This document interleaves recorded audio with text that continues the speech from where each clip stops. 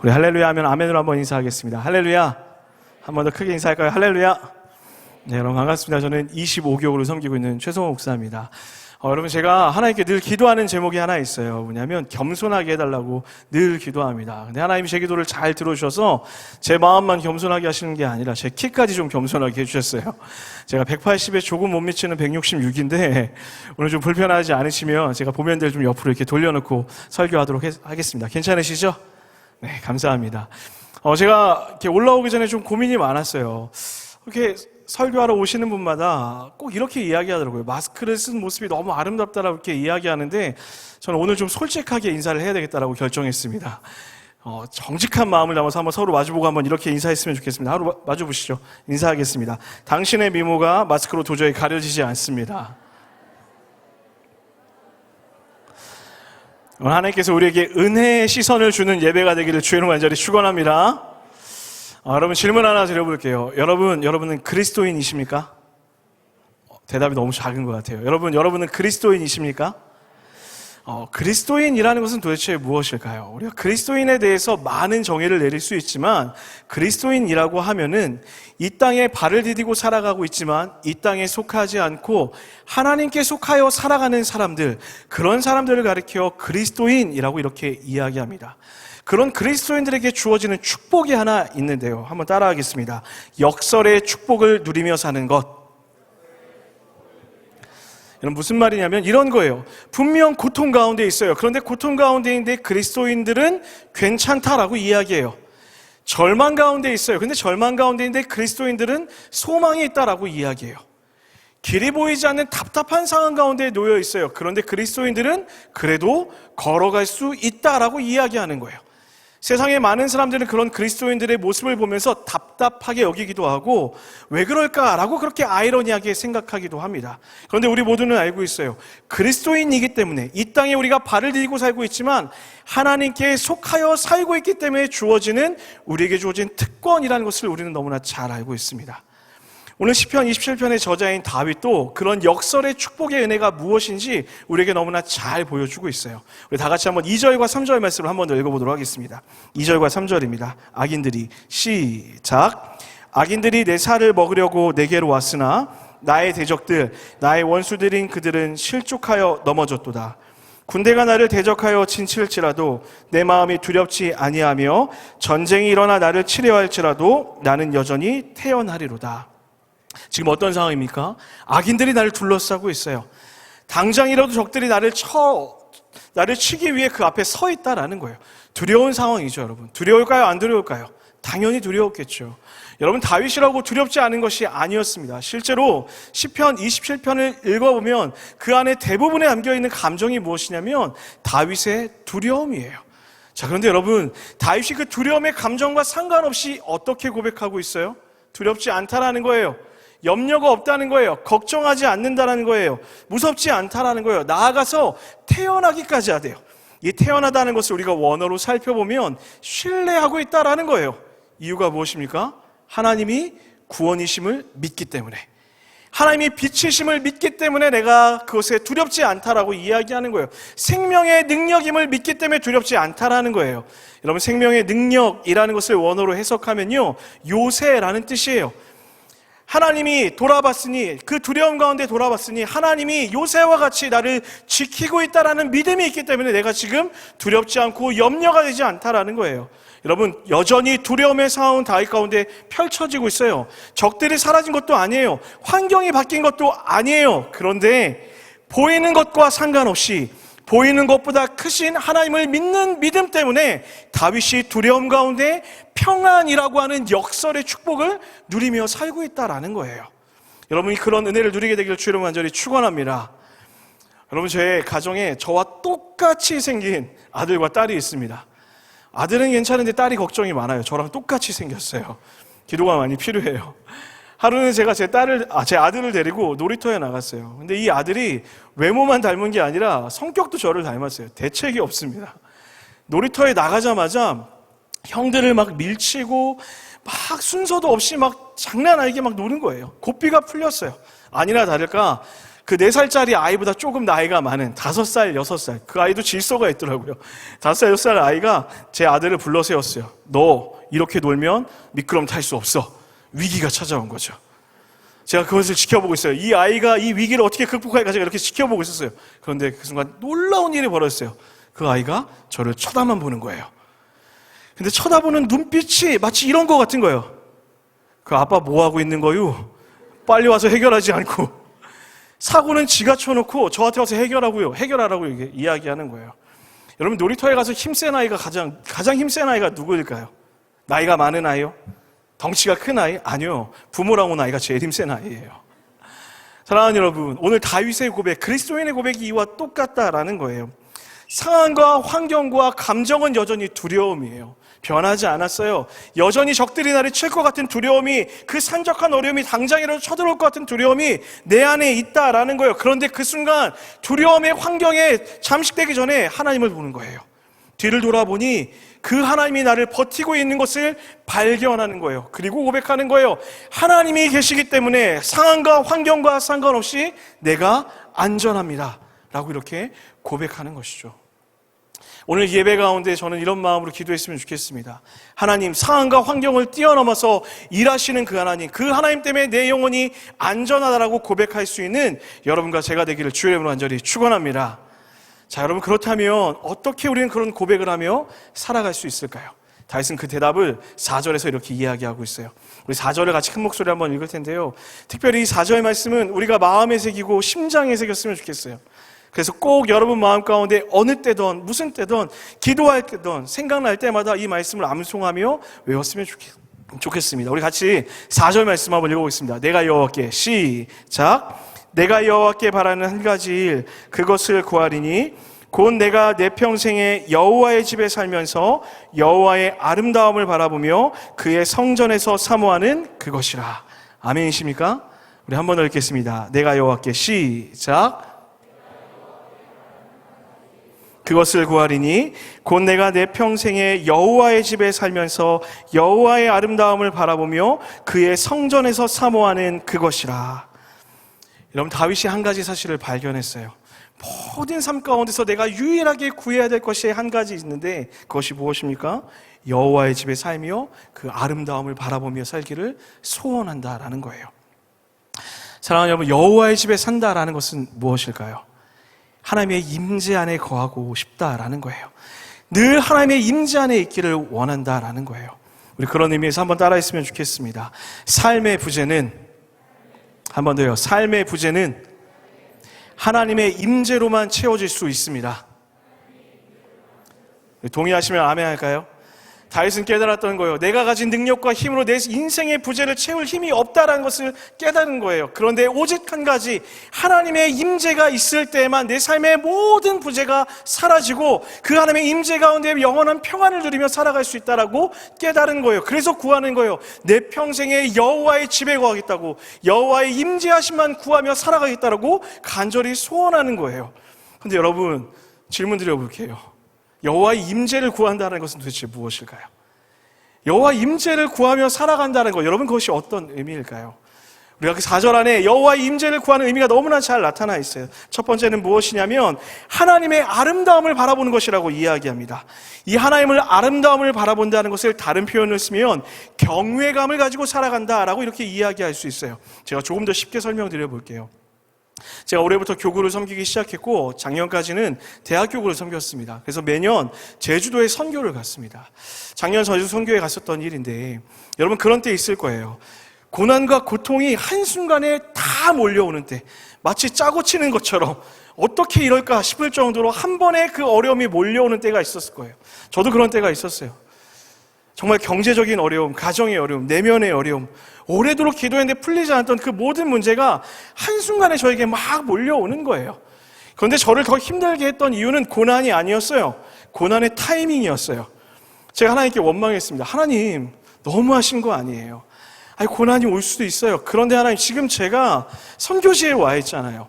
하나님을 섬긴다고, 그리고 열심히 노력한다고, 다른 거 아니라 하나님의 일을 하기 위해 이 자리에 와 있는데 하나님 너무하신 거 아니에요? 여러분 죄송합니다. 목사이지만 하나님 앞에 그렇게 원망했어요. 그렇게 간절히 기도했어요. 문제가 풀렸을까요? 아니요. 풀리지 않더라고요. 하나님 참 얄미우세요. 시간이 지나도 풀리지가 않아요. 사역은 해야 되고 아이들과 교제는 해야 되고 사역이 집중하고 나서 숙소로 돌아오면 마음이 무너지는 거예요. 마지막 날까지도 풀리지가 않았어요. 그래도 은혜 가운데 사역을 마치고 마지막 날 긴 여정을 하여서 제주시에서 서귀포시에서 제주시로 넘어오는 긴 마지막 여정을 해야 됐어요.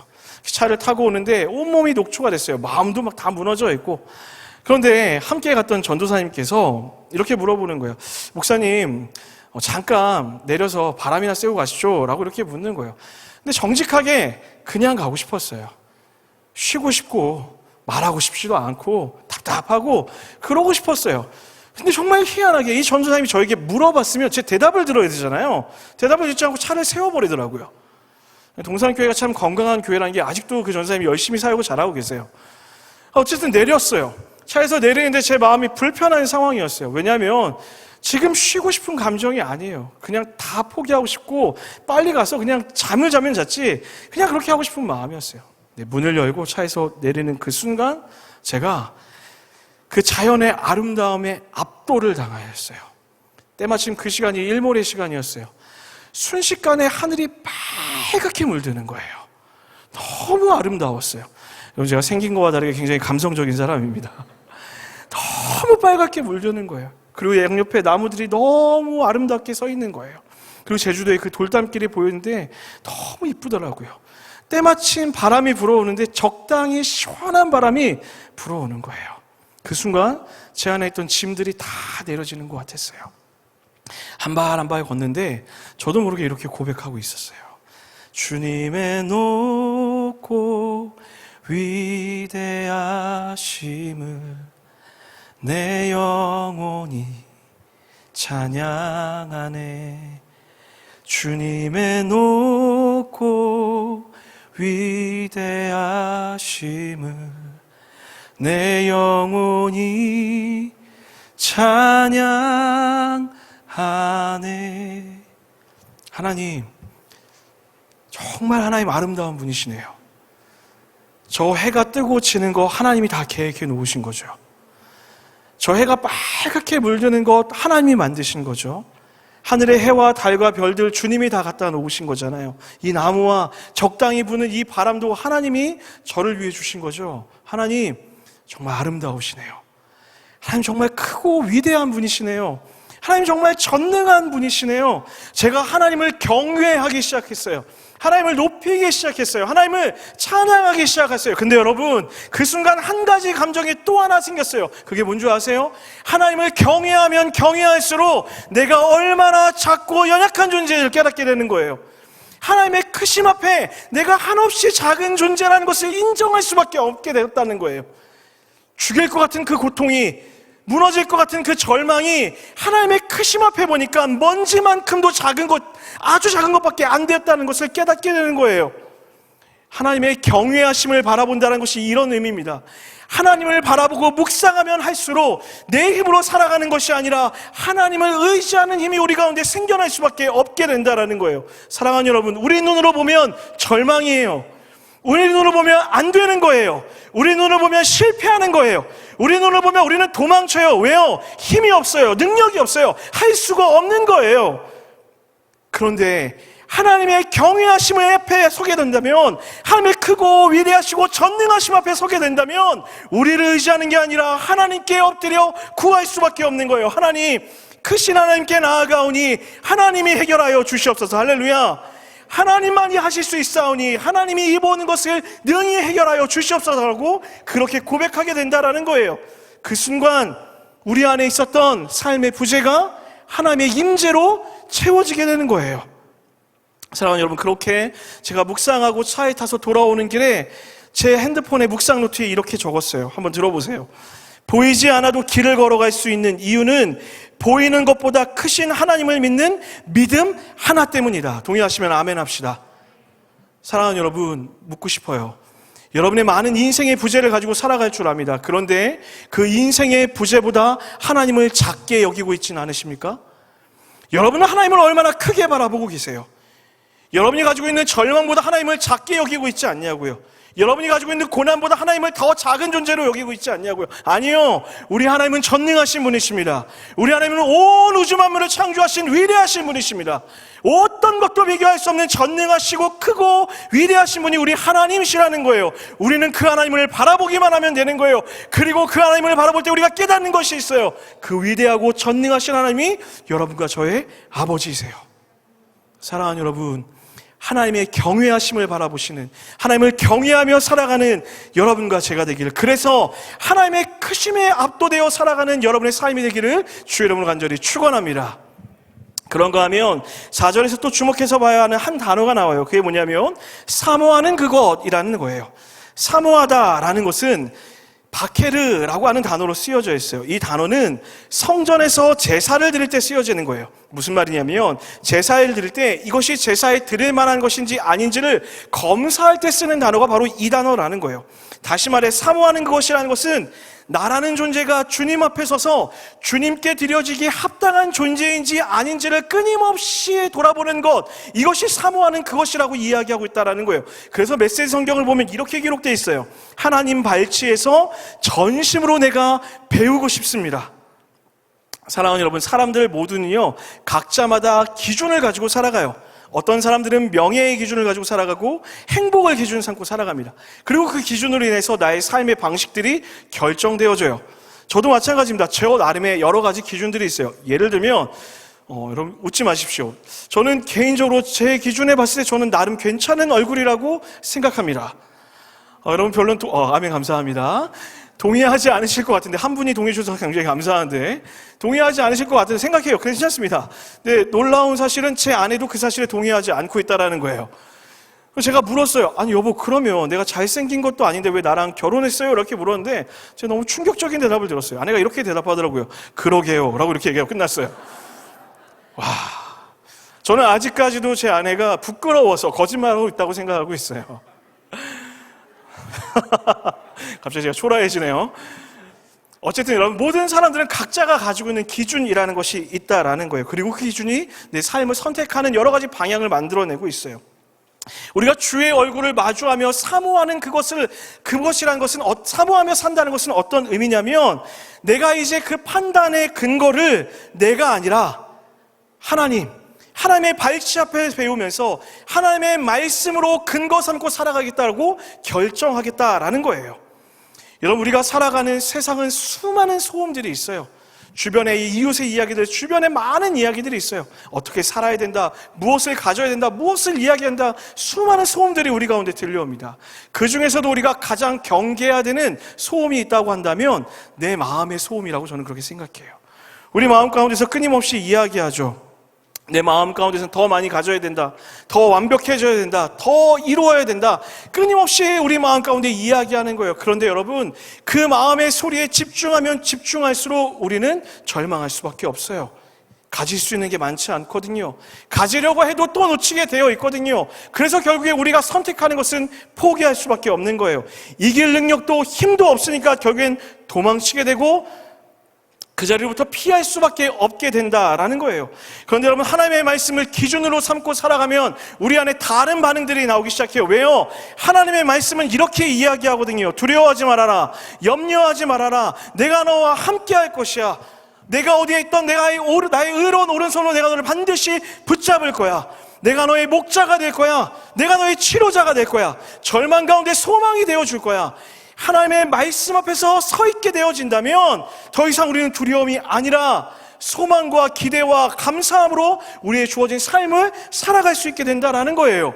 이렇게 하나님의 말씀을 기준 삼고 살아가는 사람들의 특징이 있어요. 무엇이냐면, 그런 사람들은 내가 가진 것에 집중하는 것이 아니라 내가 믿는 대상, 내가 누구를 믿는지 믿음의 대상에 집중하며 살아갑니다. 다시 한번요. 하나님의 발치에서 하나님께 배우는 사람들의 특징은 무엇이냐면, 내가 가진 것에 집중하는 것이 아니라 내가 누구를 믿는지 그 믿음의 대상에 집중하며 살아간다라는 거예요. 사랑하는 여러분, 하나님께 집중하십시오. 하나님의 말씀 앞에 서셔서 그 발치 앞에서 주의 말씀에 귀를 기울이시고, 여러분의 모든 삶의 근거가 주의 말씀의 은혜, 주의 말씀되는 그런 은혜가 있게 되기를 주님을 간절히 축원합니다. 그래서 45절에 이렇게 고백하는 거예요. 메시지 성경으로 제가 읽어드릴게요.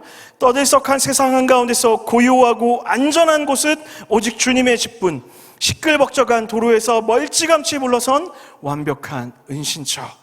거기가 어디입니까? 바로 하나님의 임재가 있는 곳, 하나님이 우리를 부르시는 그곳이에요. 저는 간절히 소원해요. 여러분의 삶의 기준이 내가 보는 것, 듣는 것이 되는 것이 아니라 믿음의 대상 되신 그 하나님의 말씀이 여러분의 기준 되어서 그 발치 앞에서 하나님만 바라보며 살아가는 여러분과 제가 되기를 주의 이름으로 간절히 축원합니다. 말씀 마무리하도록 하겠습니다. 여러분, 오늘 말씀을 들으시면서 오해하지 않으셨으면 좋겠어요. 어떤 오해냐면 우리는 두려워하면 안 된다, 염려하면 안 된다, 실수하면 안 된다. 여러분, 그런 얘기하고 싶었던 거 아니에요. 두려울 수 있죠. 실수할 수 있죠. 목사님, 저는 어떨까요? 참 부끄러운 고백이지만 제 마음을 열어보면 두려움 투성인 것을 금방 알 수 있습니다. 이 코로나19가 시작되면서 저는 그 두려움의 실체 앞에 늘 직면할 수밖에 없었어요. 아까 말씀드렸던 것처럼 저는 올해 이제 교구를 시작했습니다. 25교구를 처음 왔어요. 너무 사랑하는 교구를 섬기게 되었습니다. 근데 정확히 1월 셋째 주부터 설교를 6번 하고 지금 20주째 교구를 못 만나고 있어요.